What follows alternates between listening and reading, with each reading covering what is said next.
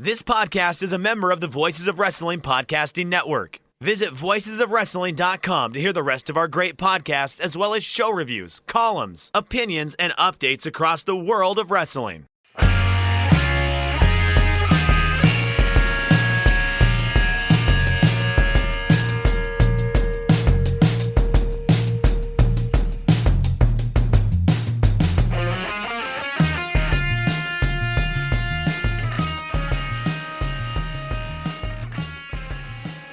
Hey kids, do you like professional wrestling? Well, we like professional wrestling too. This is Shake Them Ropes. I am Jeff Hawkins along with Chris Novembrino. Chris, sad news in the world of comedy. Earlier today, the great well, God. yeah, I can't pull off that bit. Gallagher died. I got a story about that. Oh, do you? Okay, Yes. because I kind of Gallagher's weird, man, because it's one of those things like when I was a very young comic, there's this pushback against guys like Gallagher and Carrot Top and you know the pure comedians, you know, who all were like, man, those guys are just sellouts, blah blah blah blah. And then all those guys to a man, Patton Oswalt, David Cross, all those guys all eventually sold out. So I always find the discourse around such things interesting. I guess I don't begrudge Gallagher anymore for having a gimmick and going full bore on it. I don't begrudge those types of comedians anymore because it's like, dude, just make your money, get paid, and if people love you, great.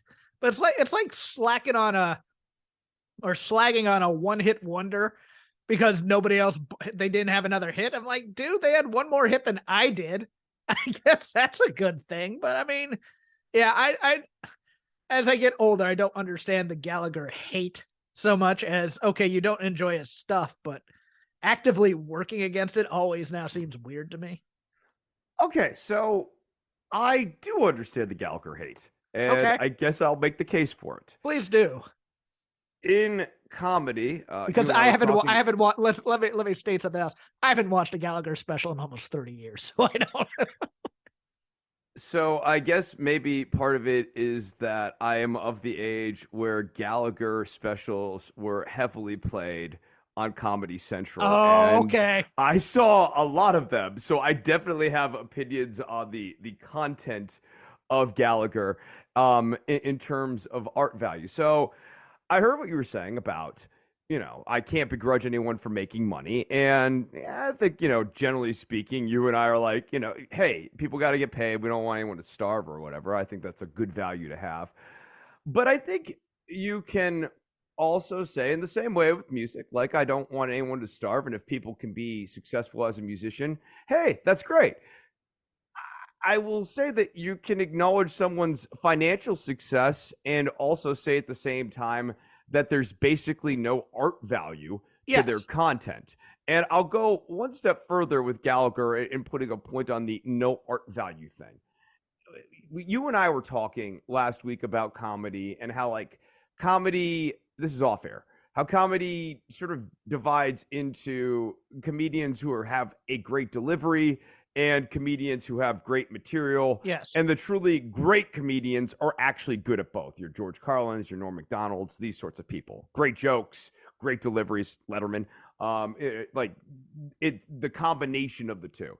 I don't feel, and I guess I get why a lot of comedians also feel this way too. I don't feel that prop comedy falls into the category of either great material or great delivery. You're outsourcing the delivery to an object, and the material is the object, and the material is usually flat. It's not even something you can have a repeat chuckle on the way home. It's not even a joke you'd want to dust off at a bar and try to tell your friend or be like, hey, I saw Gallagher last week. How was it? I got wet. That's what you would tell your friend. Like that. That's the Gallagher experience. Well, Okay, go ahead. No, I was gonna say, I think my issue is that people look at a guy like Gallagher and go, well, he has no artistic value. Therefore, he doesn't deserve to have any money either. And I think that's where it's like, I was thinking about this while you're talking. I'm like, well, a lot of people feel very strongly about the concept of meritocracy. Who is the wrestling equivalent of Gallagher? And you got to go with the Miz here. Santino Marella. Well, no, Santino at least made you laugh occasionally. That's true. That's true. That's what Gallagher ever did. Yeah. Now, as to my own weird Gallagher story, years ago, I had a band. And we were playing at a venue out in Louisville called Hat Tricks. And we played there, had a really good set that night. We were playing with a guy named Olu Bliss. During sound check, me and the band were just warming up. And like, we kind of just like settled into some riffs that I had been writing and like kind of actually got the whole house engaged and everything. Ended up playing a great show. A lot of fun. I remember looking on the wall and going, oh, who's here next week? And it was Gallagher. And that next week, Gallagher played there, and that's where he had his heart attack. Oh yeah, in 2012 or 11. Yeah, right? yeah. That's where he had his heart attack. Yeah. I mean, I opened for Carrot Top at you when I was in college. That dude's a chick magnet though at the time. I feel like the difference too between Gallagher and Carrot Top is that by most reports, Carrot Top seems to be a pretty decent guy, and by most reports, Gallagher was not. Yeah. I wonder if there were like Gallagher groupies, like there were Carrot Top groupies back at his peak. Who knows? Probably. Bring the sledgehammer. Yeah. Hey guys, y'all remember the 60s? Yeah, take off the suspenders, please. It is a light news week, and you can tell because we just did 7 minutes on Gallagher. So we just did 7 minutes on Gallagher, and I'm opening the thing with Nick Aldis was suspended by the NWA and will be off the November 12th pay-per-view show after he gave notice on November 2nd. The way his contract was structured, he had to give notice 60 days before leaving, which he did. And now we've gotten into a battle of media between him and Corgan on various sites, as if anybody really cares all that much. But no, that's how I felt when I saw the Joe Galley tweet where he's like, this is not an angle. I'm like, you wish it was. You wish anyone cared enough. Yes. And yeah, we might be seeing towards the end of the NWA, because I mean they've already been in the news for what Corgan and Trevor Murdoch said about the having a second Empower pay-per-view and not having enough quality talent to pull that off. Did not go over well in the internet wrestling community. I am not going to argue whether or not there are merits to the argument or not, but following up, according to Fightful, former TNA Knockouts champion Taryn Terrell, formerly known as Tiffany in WWE, has also revealed that she has handed her notice to the NWA. Report noted that Terrell, in similar circumstances to Aldis, had grown frustrated with the promotion, particularly with the lack of direction in the show. I haven't watched NWA since we were covering it on here, and I think we lasted up until the pandemic. I mean, we got a bit far with the question mark type with that angle after Cornette got fired, and it was, but it's just there to exist.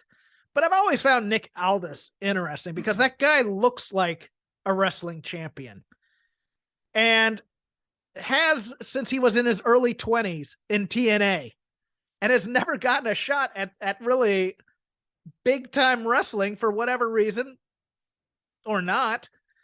And it's one of those things where you look around and you go, well, if he hasn't had the shot yet and everybody says he looks like $1 million, you can pretty much assume what the problem probably is. Although who knows in our day and age, because I know that Dave used to just go, well, he can't, he's not as good a worker as other guys. I'm like, I don't know if that matters. He can promo and he looks like a champion. I mean, he's always been okay in big matches. I wouldn't say he knocks me over with a feather, but I've never looked at him and go, man, he stinks. But now that Cody has some say in this new WWE thing, do you think at 36, after 12 to 13 years in the spotlight, that Nick Aldis might be WWE bound, Chris? Or do you think AEW? I mean, AEW had him on for a show, I believe, or he was part of that he was part of All In. Never mind. If I'm Aldis, I think I'd rather be in. I mean, obviously, there's a money consideration. I'm just talking about booking patterns. I feel like Aldis would probably be a better slot into AEW's top of card picture than into WWE's top of card picture. And if I'm Aldis, um, obviously, again, money considerations. But if I'm Aldis, I'm thinking if I go to WWE, I end up in the Intercontinental picture fairly quickly rather than the main event picture. That they're not going to look at me as a Roman Reigns top guy sort of person, or the type of person to here's go the up against downside. the Reigns and the Brock Lesnar's of the world. Yeah, here's the downside of AEW. Number one, known quantity to the AEW type of fan. Number two, his biggest proponent backstage, Jeff Jarrett.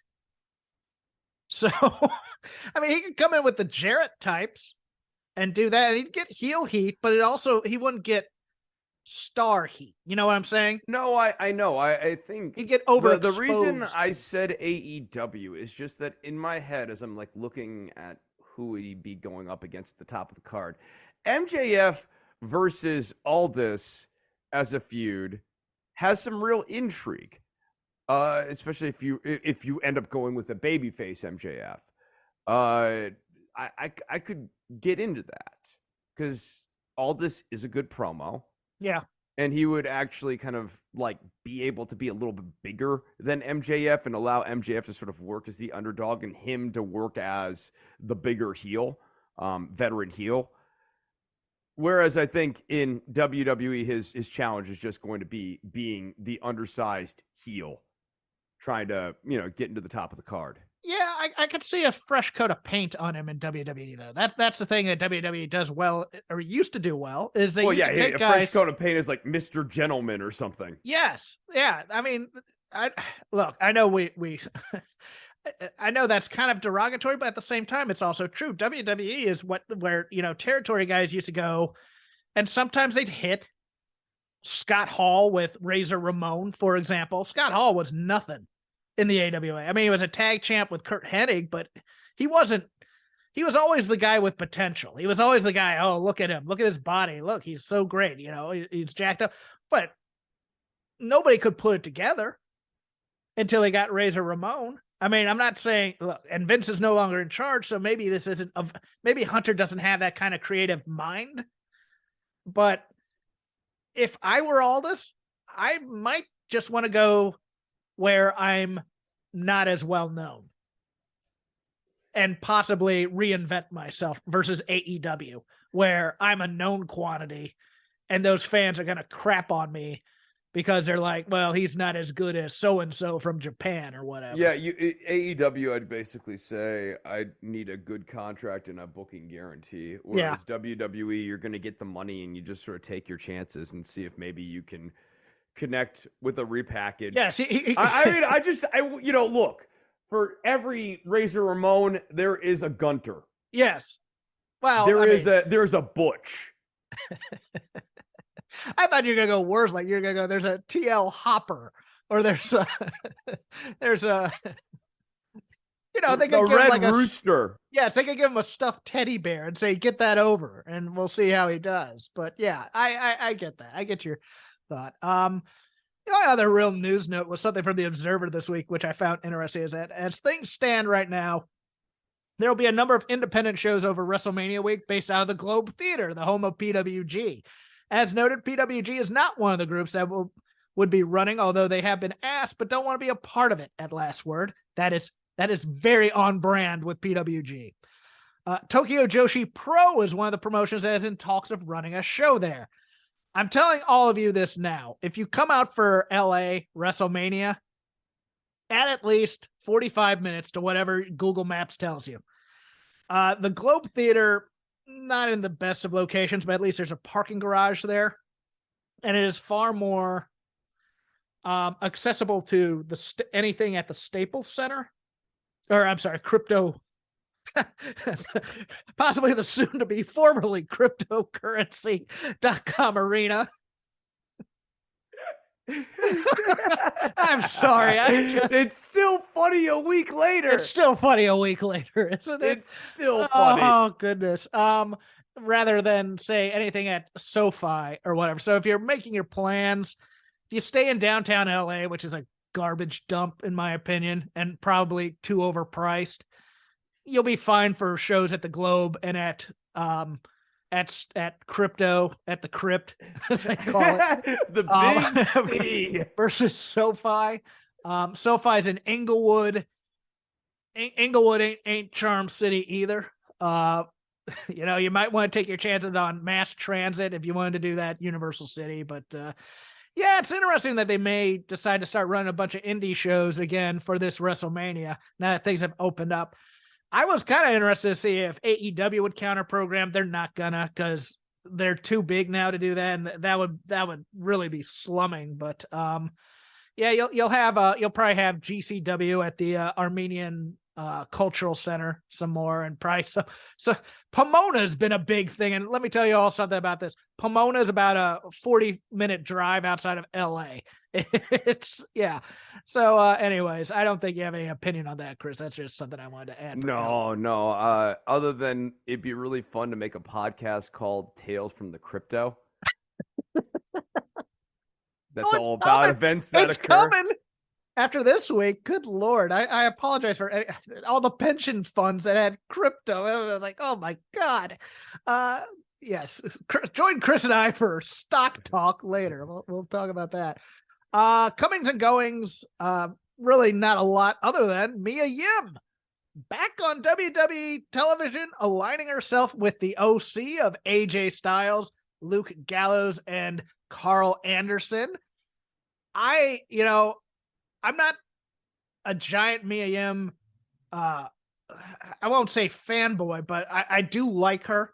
And anybody who doubts her, I like this kind of tough edge to her, because her NXT run, that ladder match before that War Games, she is tough. She is rough and tumble. I like this version of her versus, say, technical wrestler Mia Yim. Yeah, I agree. We'll see how this plays out, but so far the way Judgment Day's been presented in the Hunter regime has just been leaps and bounds. We'll talk about some of the bad stuff on this show. Oh boy, will we talk about some of the bad stuff. But I generally don't feel like Judgment Day's a bad thing. Is the Bullet Club with Mia Yim the most exciting opposition force? Is it the most exciting pairing? But I do like Mia Yim in this character. And yes. Like Mia Yim versus Rhea Ripley is a fresh match. I can get into that. Match. Yeah, it's a solid match. Yeah, it's a solid match. Yeah. And if it's a no holds barred thing, if reported on the television this week is that War Games is back to being 5-on-5, which I am all for. By the way, they may just replay an angle where Mia Yim joins the baby faces here, because I think Rhea Ripley is going to be the 5th member of the heel team, because they were playing up Rhea versus Bianca later. So I think she's going to be added. I don't think there's going to be a huge surprise to anyone who's in the know that the last 2 members of the babyface team are probably going to be Sasha Banks and Naomi. I mean, it's in Boston. It would knock me over with a feather if Sasha did not come back for War Games in Boston, do a big pop as a surprise, and maybe Mia Yim is kind of the red herring there, where much like the greatest heel turn ever in NXT for to set up the Dakota Kai thing, that Mia Yim gets jumped and taken out in order to bring back Sasha and Naomi. I could see that happening. Yeah. Okay. Yeah, I don't have any further thoughts. That's all I have for the news section, Chris. It's time for our sponsors at HelloFresh. All right, people. You and I love to talk about HelloFresh every week, and well, not every week, often. We don't talk about it enough, is how I feel sometimes. I feel like we don't talk enough. I feel like we don't connect. Something wrong? Something you need to share? I have something I need to share with you. What is HelloFresh? With HelloFresh, you get farm fresh, pre-portioned ingredients and seasonal recipes delivered right to your doorstep. Skip the trips to the grocery store and count on HelloFresh to make home cooking easy, fun, and affordable. That's why it's America's #1 meal kit. Subscribe to HelloFresh and check save money off of your fall to-do list. HelloFresh is 25% cheaper than takeout and less expensive than grocery shopping, too. Time to cozy up and save money by cooking at home. Fall is the perfect time to experience the delicious taste and unparalleled convenience of HelloFresh. Jeff, do you remember the time we had HelloFresh? Yes. Me too. I miss that. Send product now. Please. Transmit Cromer. Go to HelloFresh.com/VOW65 and use code VOW65 for 65% off plus free shipping. I know I've said that in confusing ways in the past, but not this week. This week, you understand what's going on. 65% off is what's going on, plus free shipping. Can't get 65% off of free. Come on, that's crazy. Let's repeat the offer. You want to repeat the offer? I'm going to repeat the offer to you. You go to HelloFresh.com/VOW65 and you use the code VOW65. Some people say VOW65. I don't. I wouldn't. That's not me. But if you use that, you'll get 65% off plus free shipping. HelloFresh, America's #1 meal kit. Hey, you nailed the dismount on that one. Yeah, we'd like to thank HelloFresh for sponsoring us all year. Been a lot of fun. Send food. The lazy river of wrestling criticism. Anything we watched this week, past or present, anything that's crossed our mind? Perhaps we'll have more Gallagher talk. I don't think we will, but nevertheless, goes here. Ice cold takes on Crown Jewel. I've got bad news for WWE haters.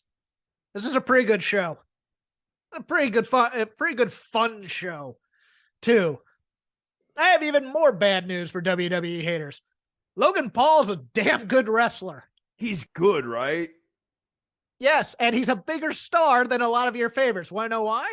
Because you don't see him every week. Because he's a special attraction. And when he's a special attraction, they bring him in and he does great things. Things that blow your mind for a guy who doesn't wrestle a lot. And therefore he's special. What I think about with him too is they're not even presenting him the best way yet. No. They're fighting the current on him. They're going upstream in this still works. That match versus Roman was better than it had any right to be. I hate to tell you that. I do. Because I know boy, I was on Twitter, Chris, during this thing. I don't want to like this guy. Nobody wants to like this guy. I'm not rooting for this man's success, but it's hard to deny what I'm watching. Chris, he is one of my favorite people to watch. I'm going to be dead honest here. I don't particularly care for his antics on social media. I think he and his brother are uncontrollable fame whores, get paid, good for you. Not my favorite people in the world. But if he's on screen in a match, and in a match with stakes, I'm watching the damn match.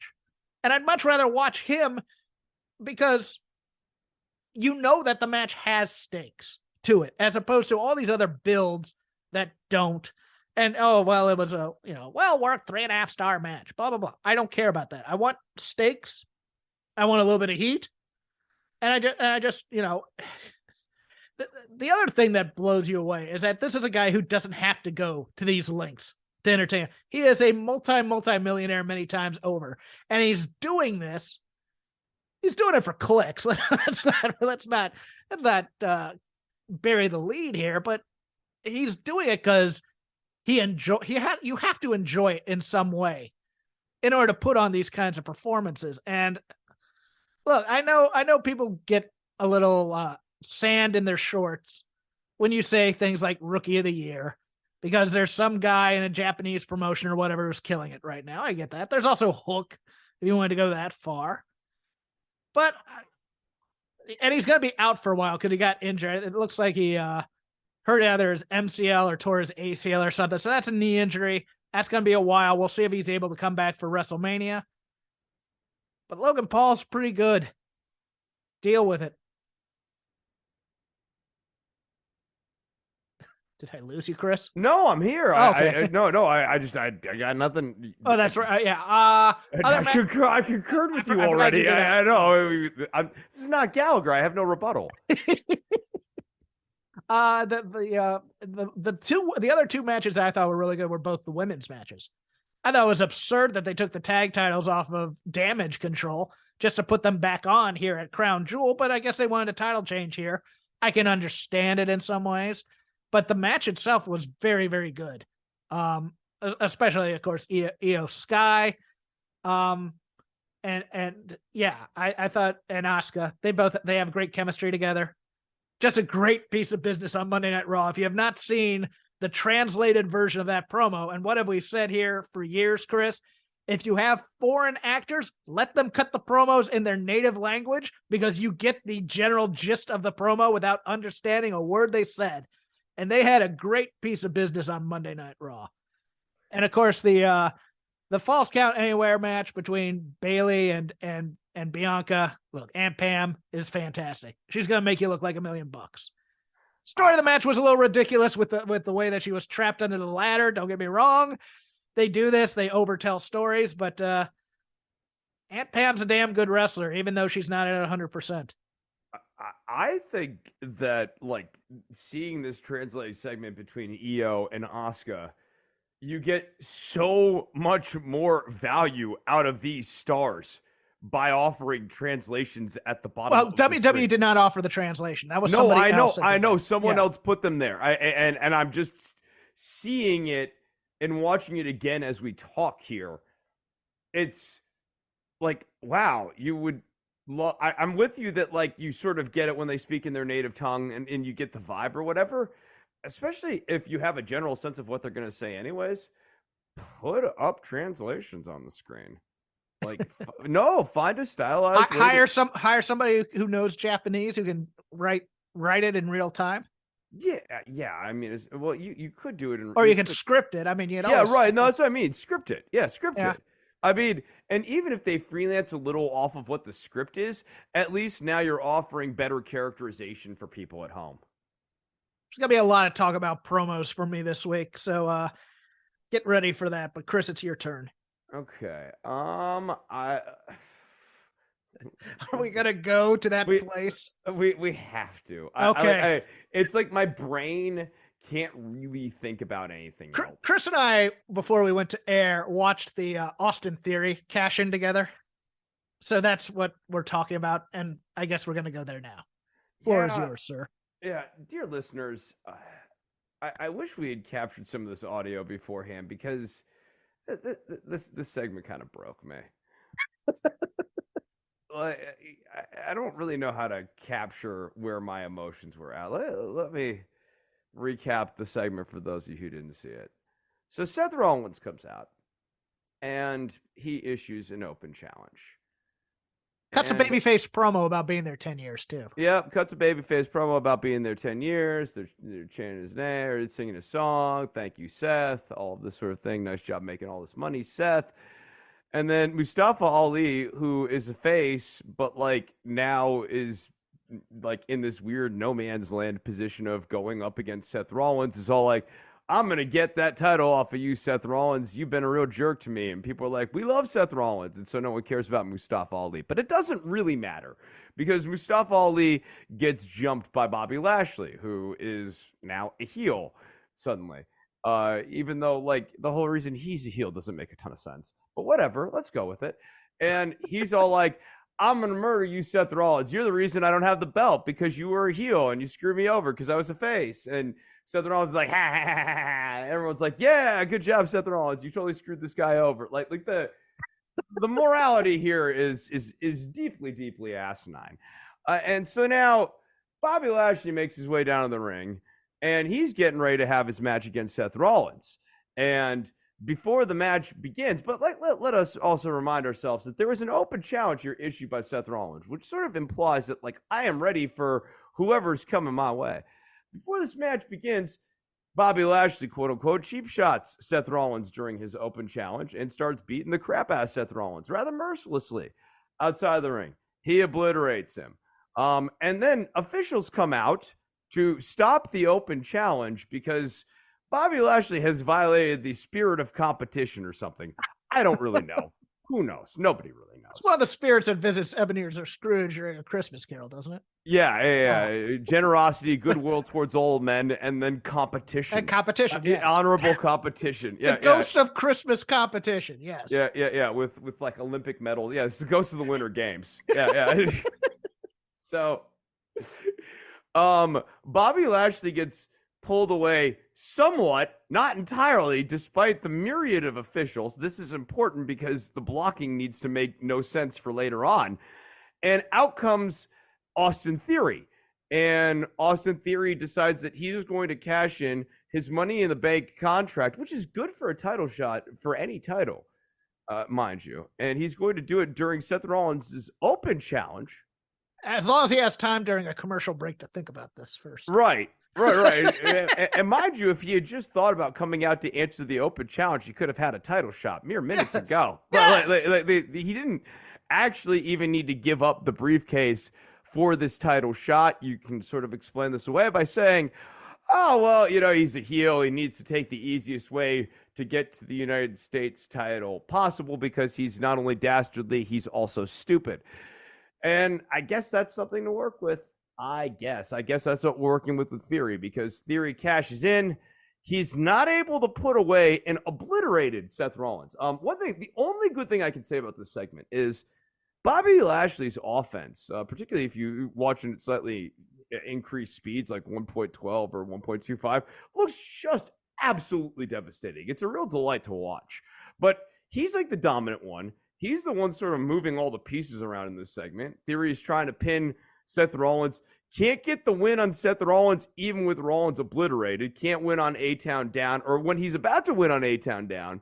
Bobby Lashley interrupts the match, pulls the referee out, which doesn't get the match thrown out, which is weird. The match still continues despite the interference. And then Lashley obliterates Austin Theory, and then Seth Rollins pins Austin Theory. And that's the end of Austin Theory as the Money in the Bank holder. This is just an absolutely horrible Money in the Bank cash-in. It has to the worst one. Next to Damian Sandow's, maybe. No. I knew you were going to go there, Jeffrey. I know you. I know how you think. You're going to say, the Sandow one. Yeah? No, because you know what Sandow did? He actually cashed in for the real title. Yes. And he actually had a decent match against John Cena in that match. No, he did not win it. But, there were some points of legitimate intensity and, real fire during that match. It was enjoyable. There was nothing enjoyable about Theory's performance here. It was stupid. The goal was stupid. The writing was stupid. Yes, he gets destroyed by Lashley, and they don't count him out. He beats the 10 count just to get curb stomped. Damian Sandow was an absolutely fine character that they mismanaged. Yes, Austin Theory is not a good character. He was overpushed. This shouldn't have happened in the first place, and it's a silly. They would have been better off having him lose it in court like Otis. There's a story to be told here. They just didn't tell it, and it's also partially due to probably the regime change behind the scenes. Don't get me wrong, but at the same time, you do this. You have Theory basically inserted into this Money in the Bank match in the first place, because you remember Vince came out and allowed Austin Theory to be put into this match, which he then won.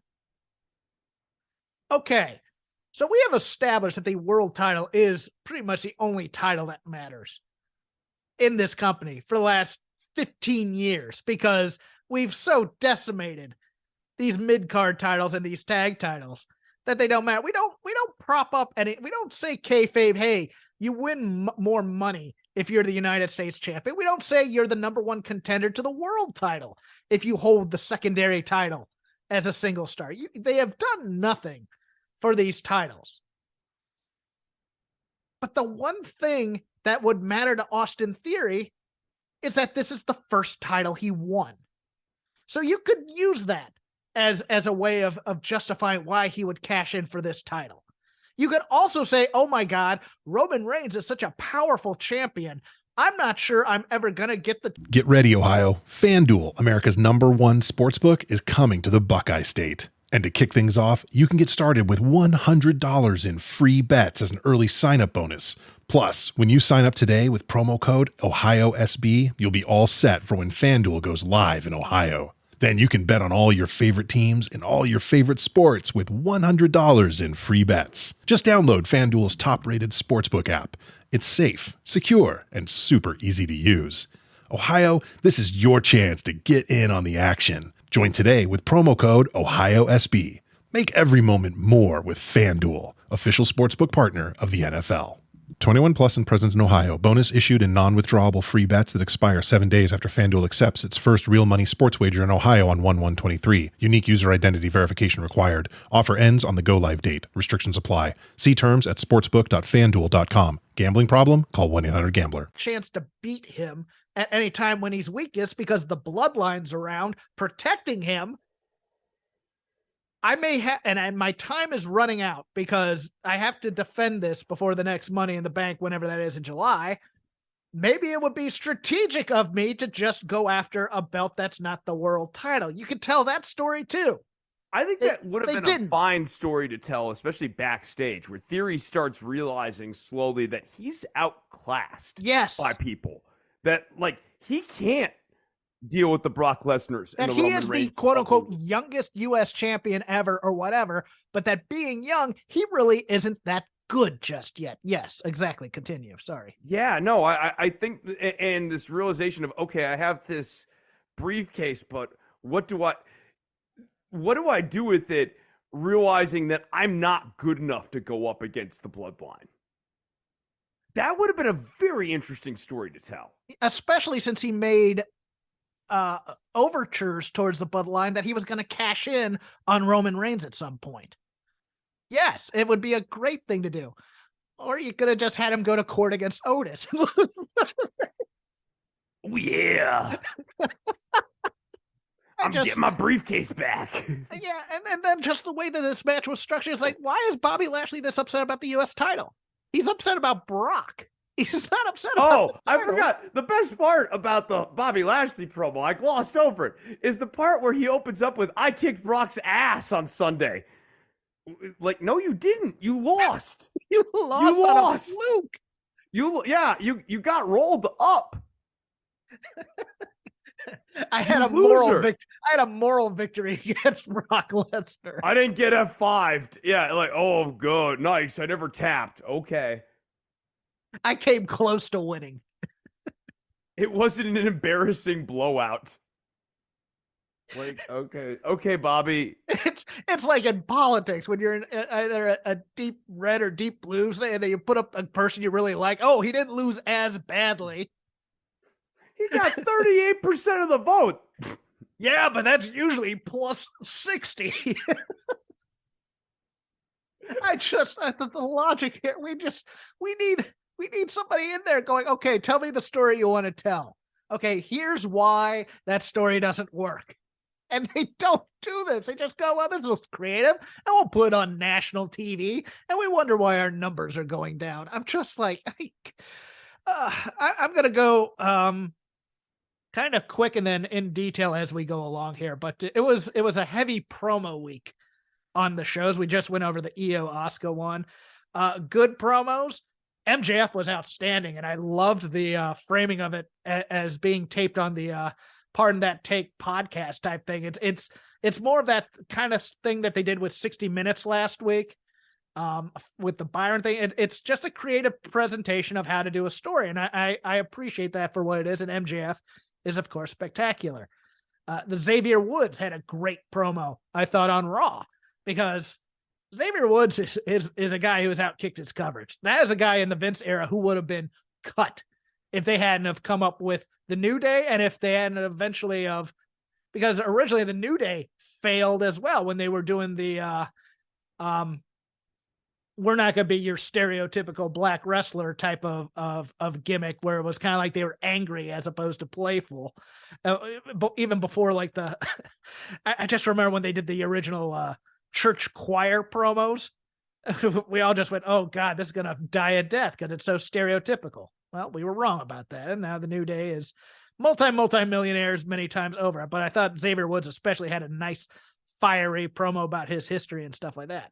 Man, I loved Woods' promo. It just made me really sad to not have Big E there. Yes. You felt that thing missing. But Woods is great here. He was really, really strong here. I just thought that like this is a fun exchange between them and the Usos. They have a lot of history. I thought Kofi for his part was also really good. Mm-hmm. I like the New Day a lot. I feel like they have not been particularly utilized, not necessarily utilized poorly, just not utilized much in the new regime, and I think that should change. Moxley, solid promo. I would have much rather it not been in front of a crowd because it was a quiet promo, and I don't like, but they at least potted down the audience during that thing. That was pretty good.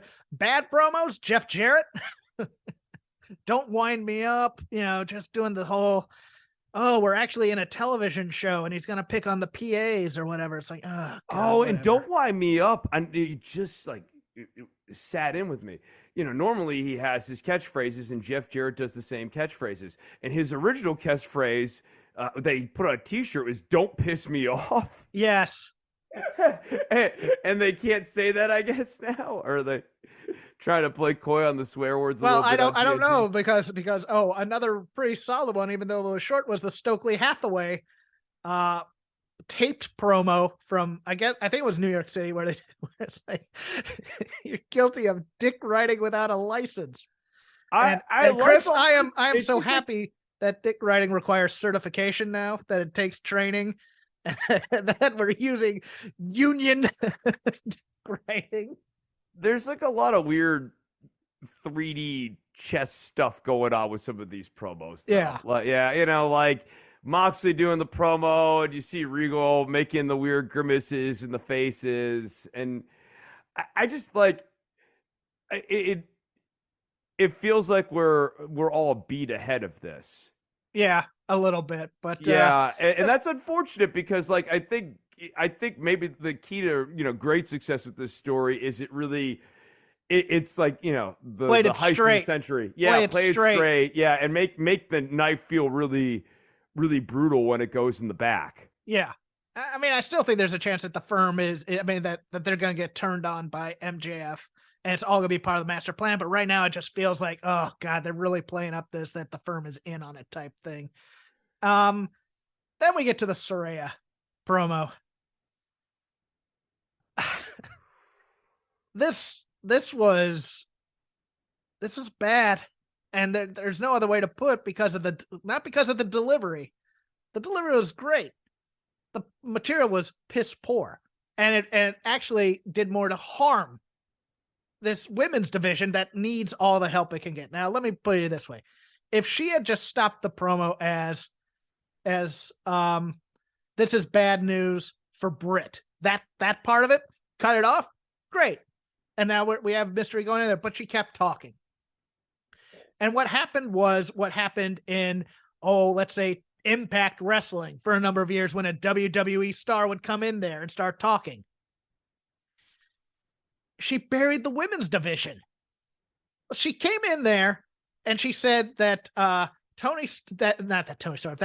Britt Baker didn't deserve to be where she is because Tony just put her there because they were friends, which is false.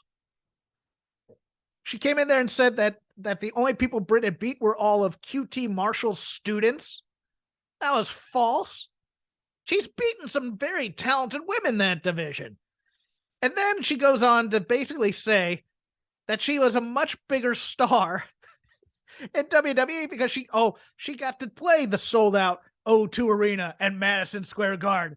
And now she's here at Boston University's 2,600 student complex facing Britt Baker, when what she should have done is basically, instead of trying to tear down Britt Baker, you do the opposite. You do what Flair used to do with Dusty and the rest and the Road Warriors and the rest of those guys before kind of needling them. You build them up.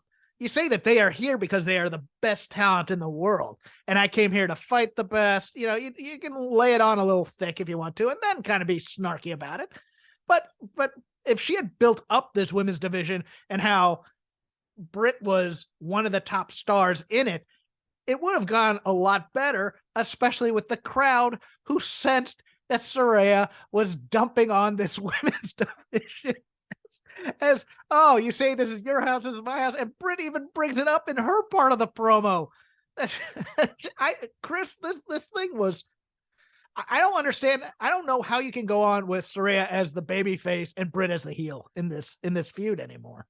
Yeah, before the show, I said once again, Britt Baker gets over on her competition as the heel, and I don't think that that's even malice on Baker's part in this case. I think that the content that Saraya showed up with was either not emotionally, it's not something you could really emotionally connect with on any deep level, or opened up the door for very easy rebuttals from Britt Baker. Yes, because you didn't lay a brick. You say this is your house. You didn't lay a brick. It's true. True. That's even stronger one than mine, where Saraya looks at her and goes, "You didn't earn your place in here. Tony gave it to you." Meanwhile, I've been on TV for 30 years, wrestling professionally for 16. You want to know why? Because her mom and dad were both wrestlers and involved with it. She was the one given a spot on television. It was mind-boggling that everything that she was saying was basically easily disproven. I don't understand how somebody didn't go over line by line with this promo and say, no, let's think of a different tack to take. Yeah, I just, how do you get Saraya to click is my thing. I feel like it's the whole problem with this up front has been, it's been more of a concept. Like, well, step one, get Paige. Step two, question mark. Step three, profit. White hot women's division. And, there's got to be something in the middle there where the question marks are. And it doesn't feel like this heads up with Britt Baker is it. And I'm going to say something else is that Britt Baker is just the exact kind of person you don't want Paige in a promo battle with, because they are very similar. If you watch Paige's promos or Saraya's promo, I mean, no, I'm calling her Paige now because I'm referring to her WWE career. No, and the idea that you're bringing her in on the equity of Paige. Yes, she was Britt Baker in many ways in WWE. The snarky, sarcastic, oh, baby girl, that kind of thing, dismissive type of promo. And when you put two promos like that together, oftentimes it's like they're too similar to each other. You can't have any. It's like the Spider-Man pointing at himself meme type of thing. I mean, another weak target was sort of going after the fact that Baker is a doctor and has a career outside of wrestling. Like, yes, why is it dismissive? Why? Right, yeah, the DMD thing, like going after that one, it's part of her persona too. Even as a heel, everyone respects that she's accomplished this other, and it's become part of her cool heel persona with right, long DMD. No one thinks it's like uncool that she's a dentist. Like that's just not a reaction that she's ever gotten with. Hold on, you have a career outside of wrestling because this is a carny business that might fall apart at any moment? How dare you? I would not want you to be my dentist. Like, no one thinks that. No one's ever thought that. So, going after who would want Britt Baker to put her hands in your mouth? Nobody. Just the thought of that. Yeah. This seems like a wholly unpleasant experience. Yes. Why would I ever want that at all? Nothing about this segment worked. And now we're at the point now where the AEW fans have turned on our giant acquisition. What are we going to do? Because God, if they turn her heel, it would be such a, oh, I was hot in the other place. And now I'm that kind of thing. And you're just like, oh God, we're going to replay WWE versus AEW and all of Tony's fantasies in this feud again. That's it for me.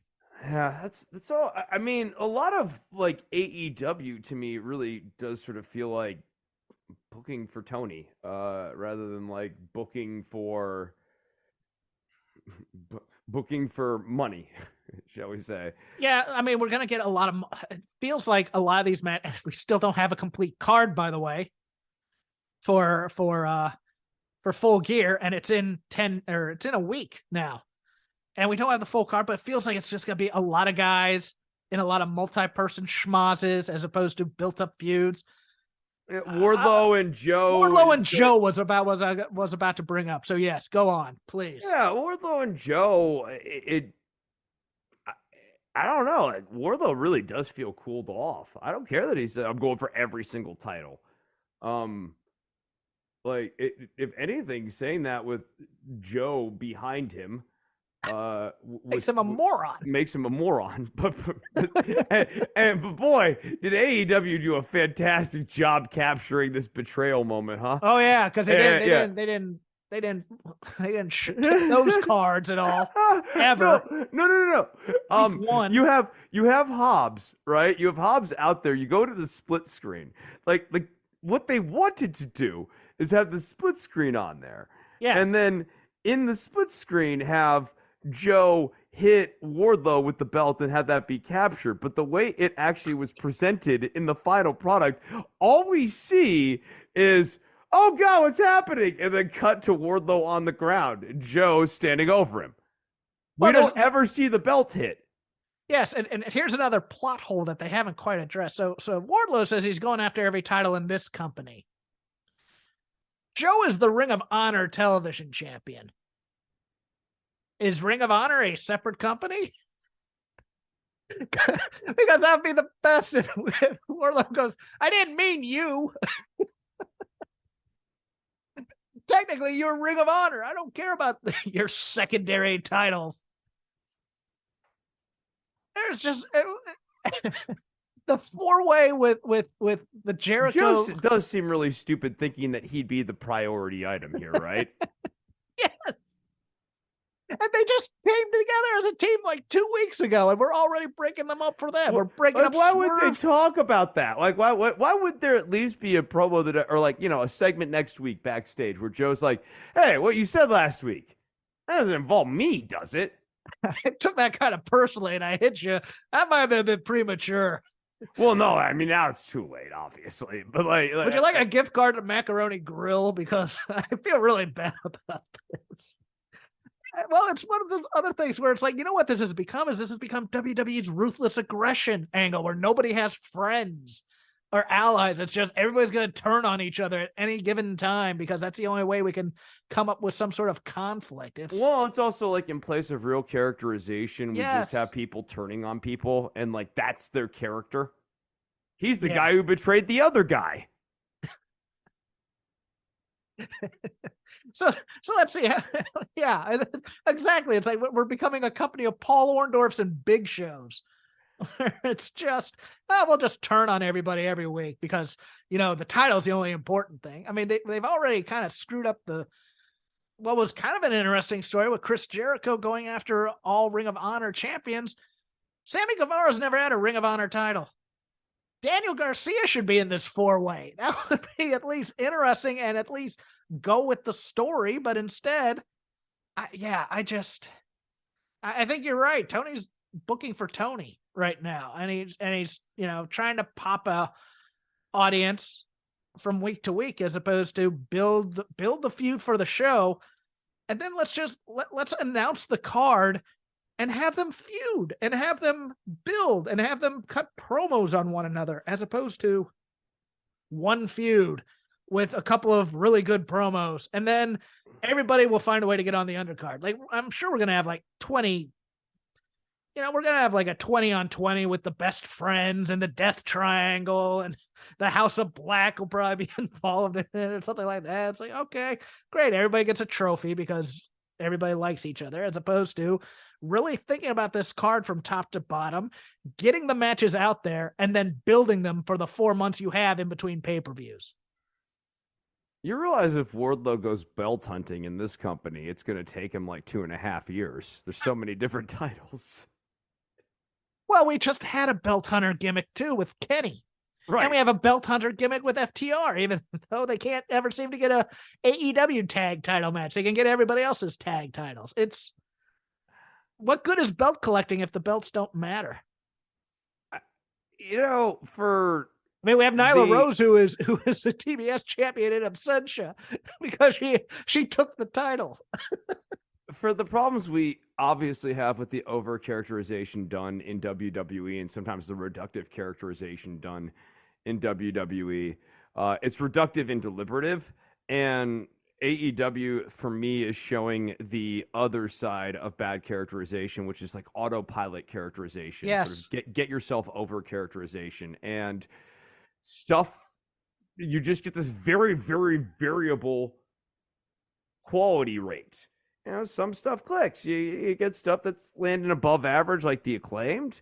You have some things that are really good, like Moxley and MJF in terms of characterization. And then you have stuff that kind of stinks, like whatever the Jeff Jarrett thing is and whatever the Saraya thing is. And I mean, a lot of this stuff is just not great. They rely on the goodwill of the audience. And the Dark Order is not good characterization. Yes. I don't care about Preston Vance. Hey, and do you not care that Johnny Hungy can't keep a straight face when calling him a roosh bag? It's just right. Yeah, no, it's autopilot characterization, and there's just no sense of deliberativeness. It's more like, are we all having a good time doing this? Yes, and we're not WWE. We're not that evil company. We're the good time company. Right, and good wrestling means we're all having fun. I don't necessarily. Sometimes good art doesn't involve. I mean, you can't sustain we're not all having fun dynamic forever. But sometimes doing good work / good art, it doesn't necessarily involve everybody all having a grand old time. Sometimes it's just. I want to believe that the people feuding actually don't like each other. That's all I want. It's a very low bar to clear, and I get that with MJF and Moxley. I don't get that with any other feud in this company. Yeah, and there's just many different factions that I think would really benefit from a more deliberative form of characterization. Like, I don't think Death Triangle with "Are we going to use the hammer?" is super intriguing. Do you want to use the hammer? Is their character? Hey, look, this match is no DQ. So you got to use the hammer. No, sir. I am going to do this the honorable way, even though we've announced it's no DQ, and we're putting over on TV that it's no DQ. Phoenix's character right now does not want to use a hammer. Yes. Has a brother. That's his character. Yes. That's not enough. Yes. Lucha Underground did so much more with the characterization of this guy and the characterization of his brother as well. The characterization of his brother is why he's in AEW right now. I mean, and you're right. A lot of it is trading on goodwill too. A lot it's really, I think, underappreciated how past equity, goodwill. We don't want this to fail. And like a heartfelt thing that you and I both share of, it's important to have for a robust industry to exist, you need more than one business. And so it is good that AEW exists. But goodwill should not spare a organization from criticism any more than like goodwill should spare NWA from criticism. And we were critical of their management through the Jim Cornette crisis and have been critical of their management since. And is Uncle Dave giving us a good review? I think there's a lot to that. I don't think so. I think there's a lot to that, though. Oh yeah. I'm with you on that too. I think it's It's weird. It does sort of sometimes feel like it's Tony's show for Dave. A little bit, yeah. It really does. And I don't have anything else for. Oh well, we have NXT. You had NXT notes.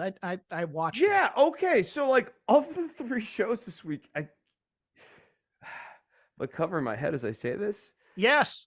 This was the most enjoyable one of the 3. Scary, isn't it? It's not that I love this show either. Right. I'm not saying this. There's like giant holes that are in this show. Trust me. And there's a talent, vacuum at times. Yeah, for sure. But like every segment made, for me, the reason this was the most enjoyable is that like every segment just made sense in continuations of the story that they're trying to tell. Whether you're talking about Joe Gacy defeating Cameron Grimes, totally fine match. Exactly what you think it's going to be. Gacy's a cringe character, but it makes sense. Yeah, man, makes sense. Elektra Lopez defeating Sol Ruca. You can question using Sol Ruca in this deployment here, but you need to rebuild Elektra Lopez. So, I mean, I would have used someone less well known than Ruca, but yes. That I thought was the mistake there. But it might be that they've now realized that Ruka's not ready for prime time, and this is the way to get her off. Right. And then now we're sort of like getting Hartwell back into babyface territory, which is a good move. I think Hartwell is actually like a good babyface for this division. Look, Dempsey versus Andre Chase. It's funny watching Hudson Duff throwing the towel through the ropes. Like, how hard is it to throw a towel? Throw it up and over. Yes. I know. Jeez Louise, you're like 6.5 feet tall too. He probably has a 6-week course on throwing a towel before you get to level 2 throwing the towel. I hope that there's a segment. Duke Hudson, back to level 1 towel throwing. No, I hope that there's a segment in Chase U about towel throwing. And like they make Hudson go to remedial towel throwing class. I mean, look, taught by Ole Anderson or something. like I thought beyond that, I also thought it was just like a little herky jerky having Chase be like, "Don't do this," and like that was not a great finish, but like a logical progression of that story. I think Dempsey's good in this role too. I'm interested to see what they kind of do with Dempsey. I like him. I think Dempsey eventually becomes the hero now that they don't have Bodie. Oh, that could be really interesting.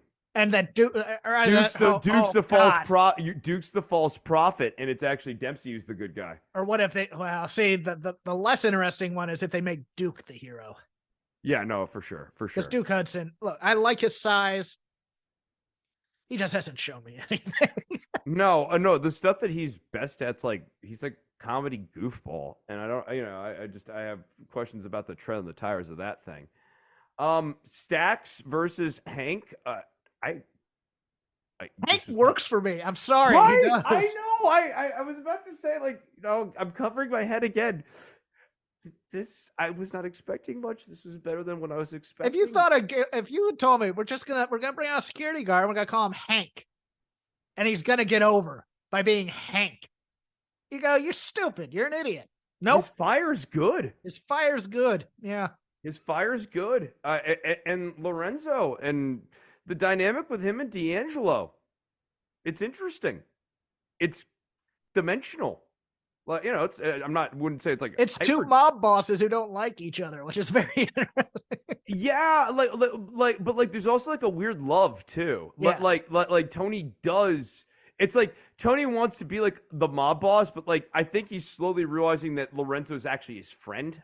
It's kind of where I think this is going. Like, he's not my underling; he's my friend. Yeah, he's actually my friend, and I respect him. Yeah, I liked this match. I thought it's characterization. It's characterization, and it's interesting. Even the Creed brothers still remain the best thing on this show. Though. Yes, and that was my favorite segment, like the 5 minutes alone thing, where I was singing Pantera in my head as this was going on. 5 minutes alone, yes. This is great. I love Brutus. Brutus and David Kemp. I'm like, give me more of this. These two guys can beat the crap out of each other till the end of time, as far as I'm concerned. No, this is good stuff. Nice progression of this story. This is a good angle. McDonough, Axiom, totally fine.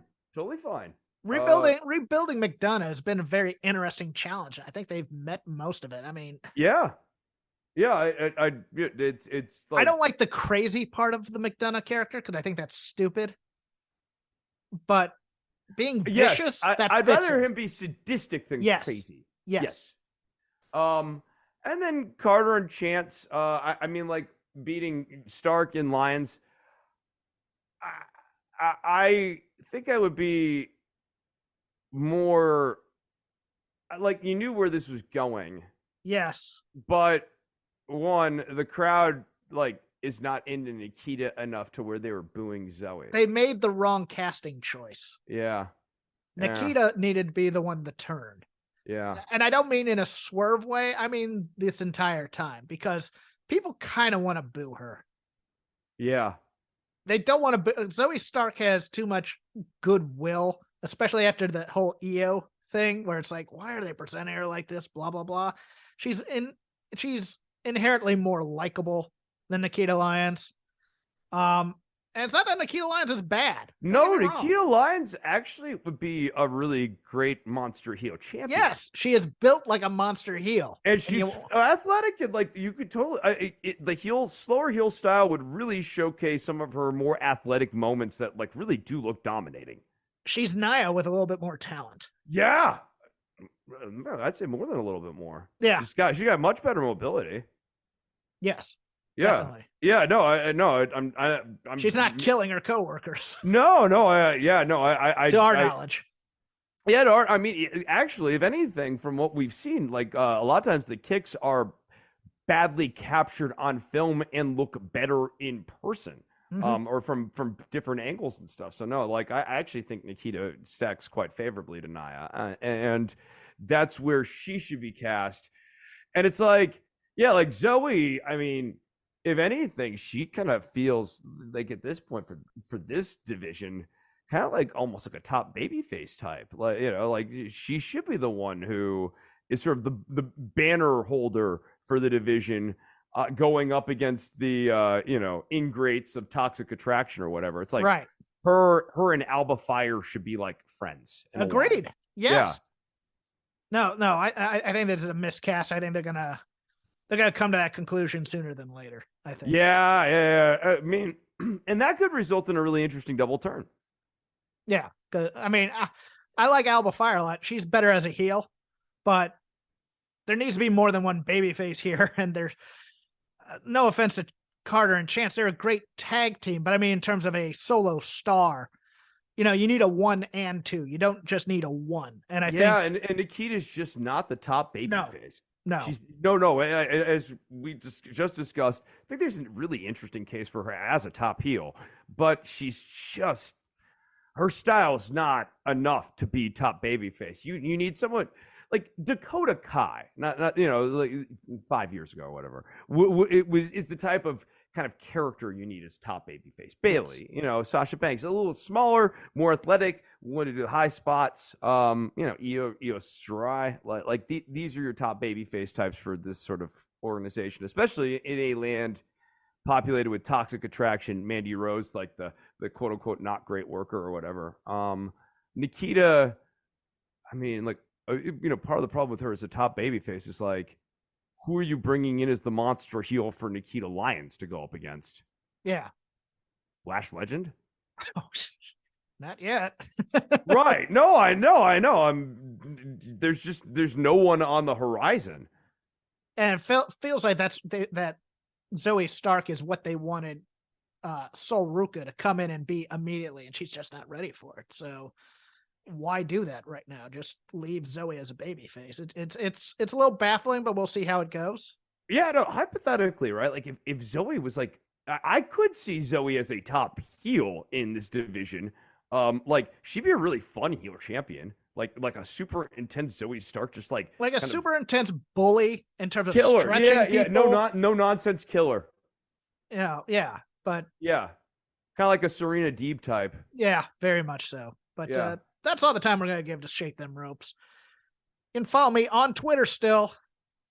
It's not yet a festering dumpster fire.